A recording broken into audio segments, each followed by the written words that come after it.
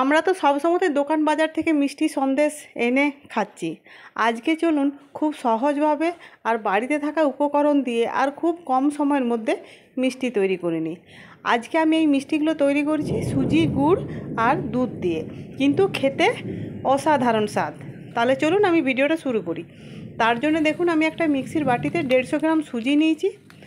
আর মিষ্টির জন্যে আমি এখানে কিন্তু চিনি ব্যবহার করছি না, আমি এখানে গুড় ব্যবহার করছি। যতটা সুজি ততটাই গুড়, মানে 150 গ্রাম এখানে আমি গুড় নিয়েছি। আর পেস্ট করব তার জন্য আমি এখানে জল ব্যবহার করছি না, এখানে আমি দুধের ব্যবহার করছি। আমার পেস্টের জন্য যতটা দুধের দরকার আমি ততটাই নিয়েছি। এই দেখুন আমি পেস্টটা তৈরি করে নিয়েছি। এরপর আমি এই বাটিটাতে রেখে দিচ্ছি। এরপর আমি কিছু চালের গুঁড়ো, গোবিন্দভোগ চালের গুঁড়ো আমি বাড়িতেই তৈরি করেছিলাম, সেটা আমি এখানে দিয়ে দিচ্ছি। এটা সম্পূর্ণ আপনাদের সাধ্যের মধ্যে, যদি থাকে তাহলে দেবেন, না হলে কিন্তু এখানে ময়দা দিলেও চলে। এইভাবে এটাকে আমি দেখুন এইভাবে গুলে নিলাম। আর আমি কিছু নারকেল কুচিয়ে রেখেছিলাম, সেগুলোও দিয়ে দেবো, কিছু কিশমিশ দিয়ে দেবো। আর মিষ্টি জিনিসে একটুকু নুন দিলে ভালো লাগে, তার জন্য আমি এই দেখুন 1 চিমটি নুন আমি এখানে দিয়ে গুলে নিচ্ছি, এতে মিষ্টির ব্যালেন্সটা ঠিকঠাক থাকে। এরপর এই দেখুন আমি এই নারকেলগুলোকে একদম ছোট ছোট করে কেটে রেখেছিলাম, সেগুলো দিয়ে দিচ্ছি।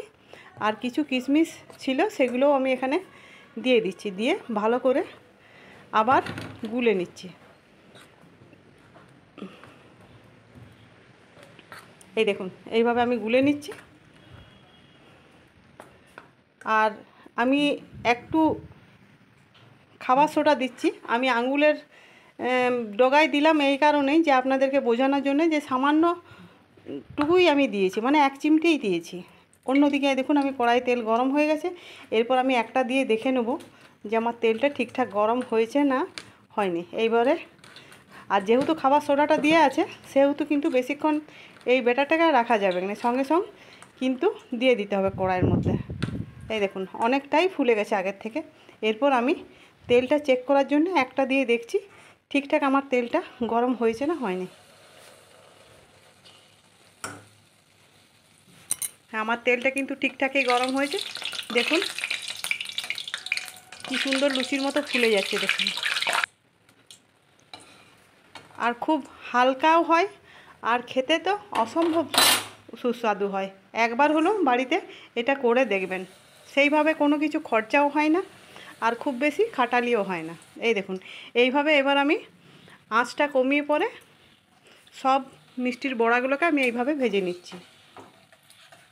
হাতে একটু সময় নিয়ে আঁচটাকে কমিয়ে দিয়ে আমি উল্টে পাল্টে ভালো করে ভেজে নেব। আর এগুলো দেখুন সবগুলোই কি সুন্দর, যেমন লুচি ফুলে সেইভাবেই ফুলে গেছে।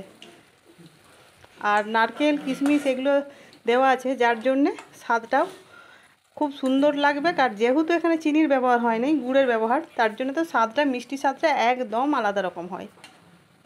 এই দেখুন এইভাবে আমি নেড়ে চেড়ে নামিয়ে নিই।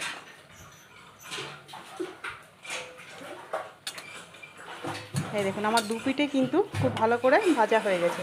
আমি আঁচটা একদম কমিয়ে দিয়েছি, কমিয়ে নামিয়ে নিচ্ছি। এই দেখুন এরপরে আমি এগুলোকে নামিয়ে নেব। ধন্যবাদ আপনাদের সকলকে আমার এই ভিডিওটি দেখার জন্য। আর যদি আমার রান্নাগুলি চ্যানেলটি যদি আপনাদের ভালো লাগে তাহলে অতি অবশ্যই একটি লাইক করে সাবস্ক্রাইব করে দেবেন।